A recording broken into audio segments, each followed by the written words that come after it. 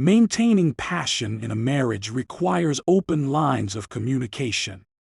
Most couples would agree that coming from a place of love is the best place to start when communicating with your partner.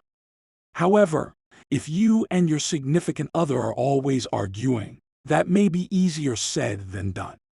In a debate, what constitutes fair play? It's unrealistic to think that our marriage will be free of arguments. Is there a limit to what you should do? Let's take a look at how to keep the lines of communication open with your partner, even when tensions are high. Here are 5 strategies to improve your relationship's communication and lessen the likelihood of arguments. Always keep in mind that talking to one another is the key to a healthy relationship. 1. Cool before communicating. Before opening your mouth to express how you feel to your partner, take a moment to calm down. Nothing but trouble awaits if we give in to anger, excessive emotion, or rash action. When one or both parties are angry, communication typically fails. Why? Because our survival brain takes over when we're angry, and that's when partners often end up saying things they later come to regret.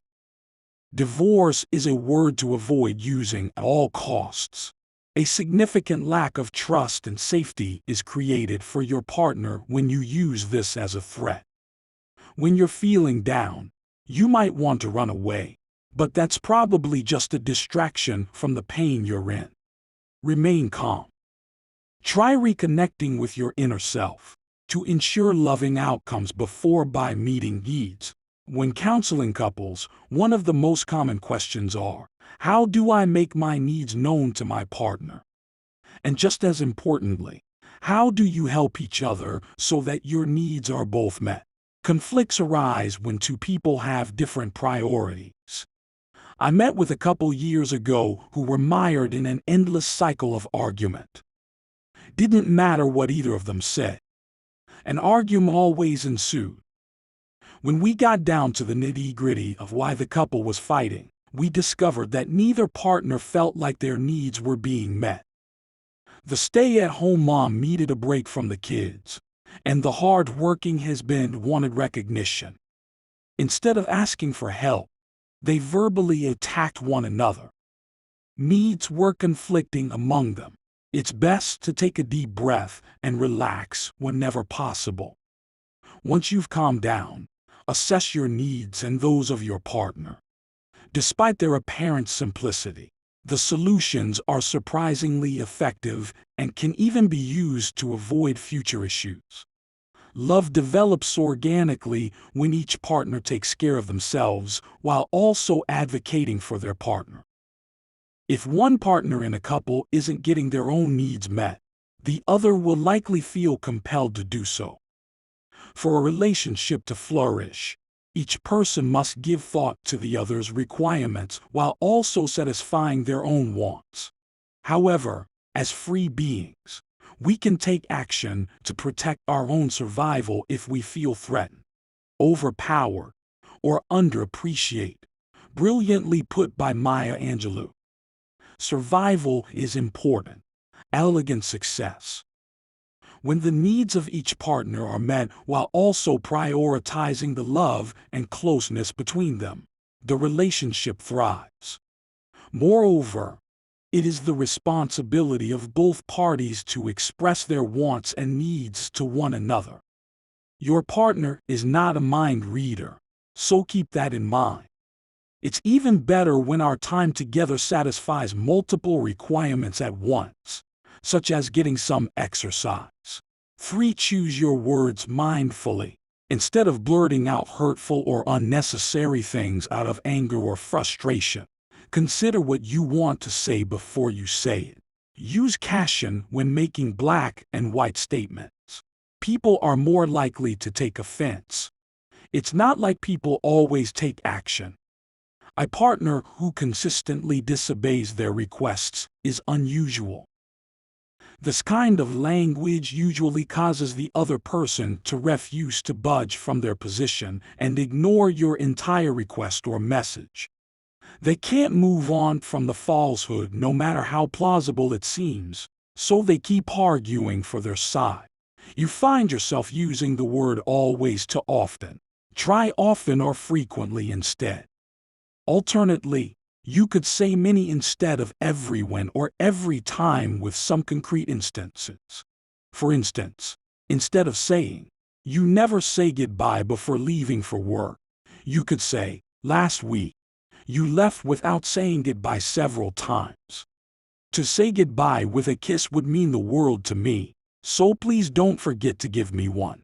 Or in place of "You always tune me out." As an alternative to "You never listen to me," or "It seems like a long time since we've talked," you could say, "It seems like a long time since we've talked. I long for our reunions and reminiscences." Alternatively, "Since you've started working longer hours, I feel like I no longer have your attention. If you want to have a serious chat, when can we meet?" Asking a question like, "Are you aware that it's been a whole month since we've had quality time together without the children?" can get people more involved and receptive. And remember to use empathy when you think your partner might be feeling vulnerable. You could say something like, "I miss your support and feel overwhelmed myself. I understand why you wouldn't feel like helping at home because of your long hours of work." For be patient with your partner. Being patient with one another is essential because good communication takes time and energy. Don't try to force things. Instead, let your conversational partner finish a thought before moving on. We are quick to pass judgment on our partners, whether it be on what they are saying or doing. Stop being so harsh on people. Pay attention to what they are actually saying as well as what they're not saying. Try to put yourself in the other person's shoes, and you'll develop more patience and a stronger bond with them. 5. Make quality time for each other regularly.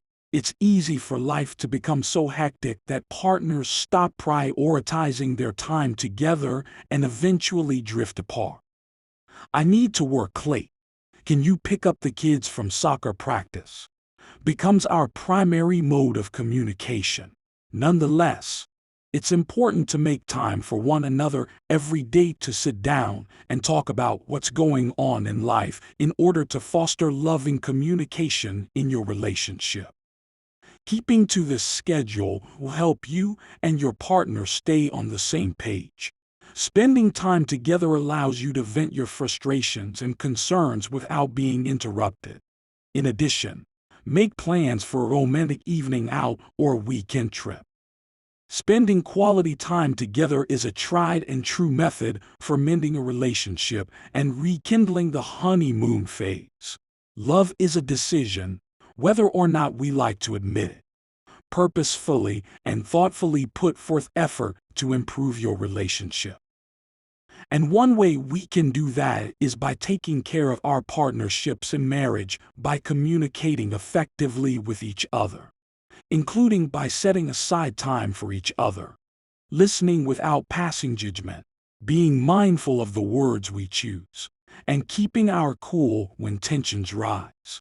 By consciously following these guidelines, we can foster a setting where love can thrive. When you and your significant other are having trouble communicating, just keep in mind that love ultimately wins.